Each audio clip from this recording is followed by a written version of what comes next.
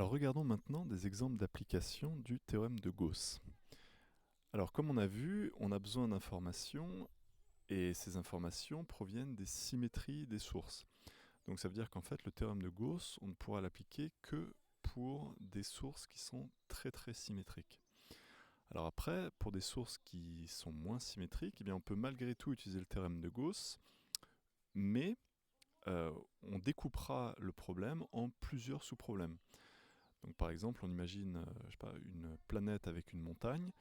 Eh bien, on peut diviser le problème en la planète qui est parfaitement sphérique. Donc là, on peut déterminer le champ de gravité avec le théorème de Gauss pour la gravité, parce qu'il existe un théorème de Gauss équivalent pour la gravité. Et puis ensuite, déterminer le champ électrique avec le calcul direct du champ créé par une montagne qu'on pourrait modéliser par un cône, par exemple. Voilà, donc tout ça pour dire que le théorème de Gauss a l'air... on a l'impression qu'on peut l'appliquer qu'à quelques cas très très symétriques, mais en fait ça peut être un outil qu'on peut également appliquer dans des cas plus divers. Alors commençons du coup par le cas le plus symétrique et le plus simple, ça va être le cas de la boule.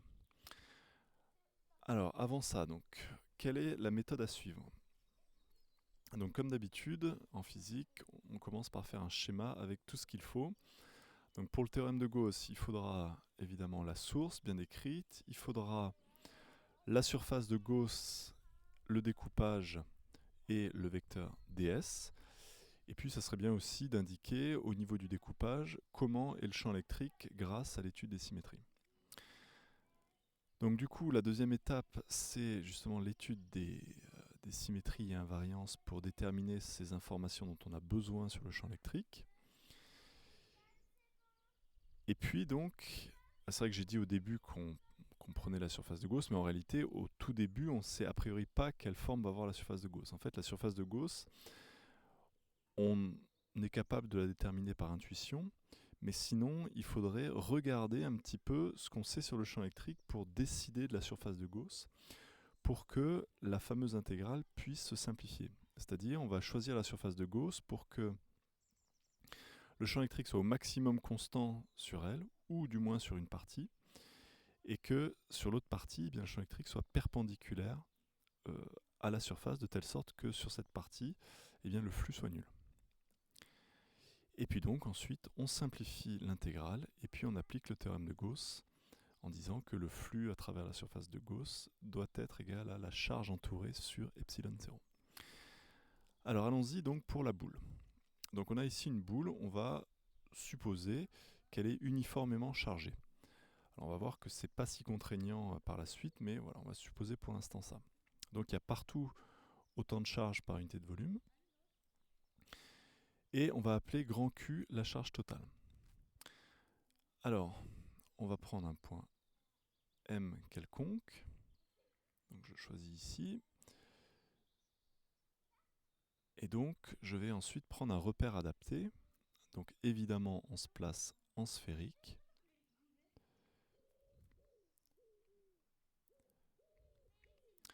Voilà. Donc ensuite, on va étudier les invariances et symétries. Donc ça c'est bon. Donc on va chercher les plans de symétrie pour déterminer la direction du champ électrique en n'importe quel point M. Donc on l'a déjà fait, on peut aller un petit peu vite. Donc si la boule est uniformément chargée, eh bien le plan OER-θ est un plan de symétrie, et le plan OER-φ est également un plan de symétrie. Donc ici OER, Φ, OER, Eθ. Donc du coup, le champ électrique va être dans la direction commune, c'est-à-dire dans la direction ER. Donc le vecteur champ électrique en chaque point M, puisque ça c'est vrai quel que soit le point M, eh bien ne va avoir qu'une seule composante, c'est la composante ER. Donc du coup ici je peux tracer sur mon schéma le champ électrique au point M, et donc je pourrais tracer pour n'importe quel point M. Alors ensuite, les invariances. Eh bien logiquement ici, le champ électrique ne va dépendre que de la distance. Si vous tournez autour de la boule, vous aurez toujours la même norme de champ électrique, que vous tourniez avec Φ ou que vous tourniez avec θ. Par Par exemple, si on imagine que ça, c'est le Soleil, eh bien que vous soyez dans un satellite ici, ici, ici ou ici, à partir du moment où vous êtes à la même distance du Soleil, eh bien vous allez avoir la même température, le même flux thermique qui va vous arriver dessus. Donc il y a invariance selon les coordonnées phi et θ. Donc ça veut dire que le champ électrique ne va dépendre que de la variable R. Donc finalement, le champ électrique ne va dépendre que de la variable R et sa direction, c'est uniquement la direction radiale. Donc voilà les deux informations qu'on a sur le champ électrique. Du coup maintenant, qu'est-ce qu'on va choisir comme surface de Gauss? Bon, intuitivement, on pourrait déjà la trouver, mais ici je vais utiliser du coup les informations. Donc il me faut une surface dont les ds seront soit collinaires, soit perpendiculaires au champ électrique.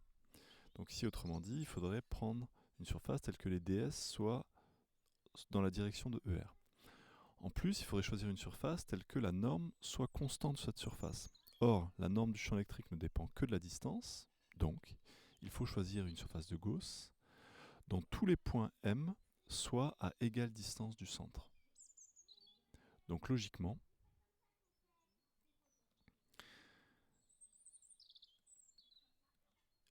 eh bien, la surface telle que la distance de tous les points est la même, eh bien, c'est une sphère.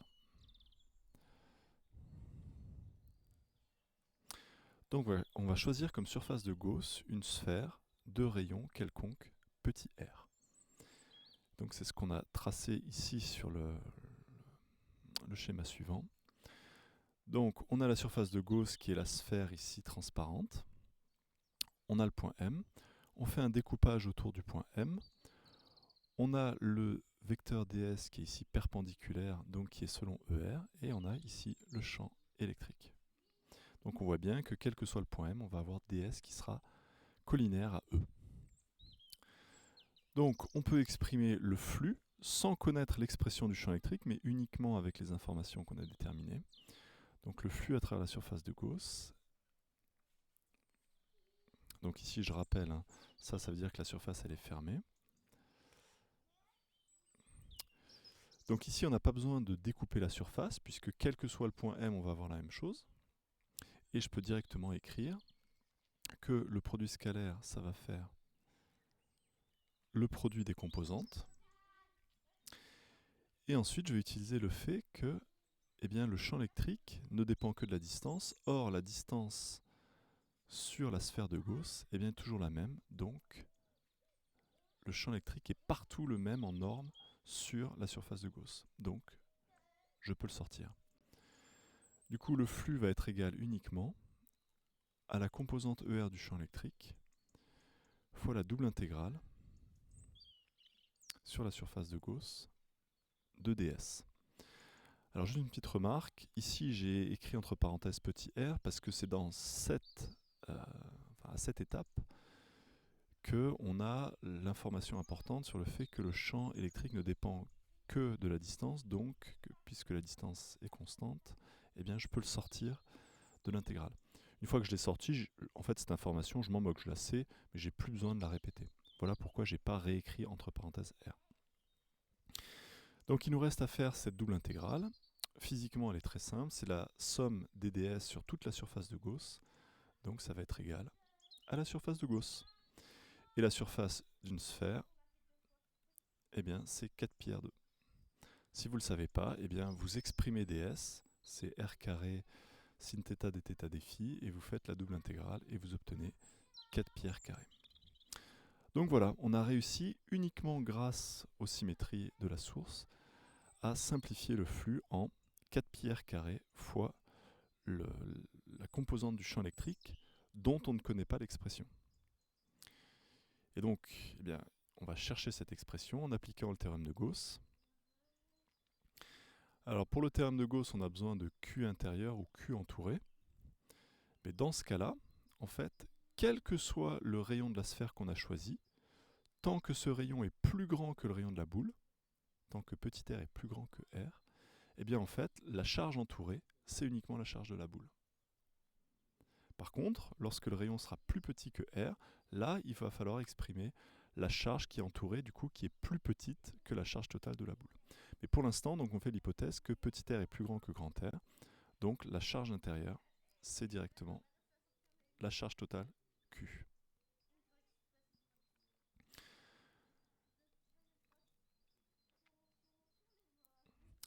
Du coup, on va pouvoir conclure. On va appliquer le théorème de Gauss dans ce cas-là. Alors, donc c'est ce qu'on a dit là. Donc Q intérieur est égal à Q. Donc, si j'écris le théorème de Gauss, c'est le flux à travers la surface de Gauss est égal à Q intérieur sur epsilon 0. Je remplace Q intérieur par Q, je remplace le flux par ce qu'on a déterminé. Donc ER fois 4πr carré est égal à Q sur epsilon 0. On fait passer 4πr carré de l'autre côté et on obtient directement l'expression du champ électrique. Alors là, on a la composante. Et maintenant, on sait que le champ électrique, c'est la composante dans la direction ER. Donc il suffit de rajouter ER. Et on a l'expression du champ électrique créé par cette boule, quel que soit le point M, qu'il soit très proche, très loin de la boule. Tant que R est plus grand que grand R, et bien voilà ce qu'on a. Et du coup, on retrouve un truc important, on en reparlera, c'est que du coup, à l'extérieur de la boule, eh bien, on retrouve exactement la formule du champ de Coulomb. Donc en fait, quelle que soit la taille de la boule, à partir du moment où on est à l'extérieur, tout se passe comme si la boule était ponctuelle.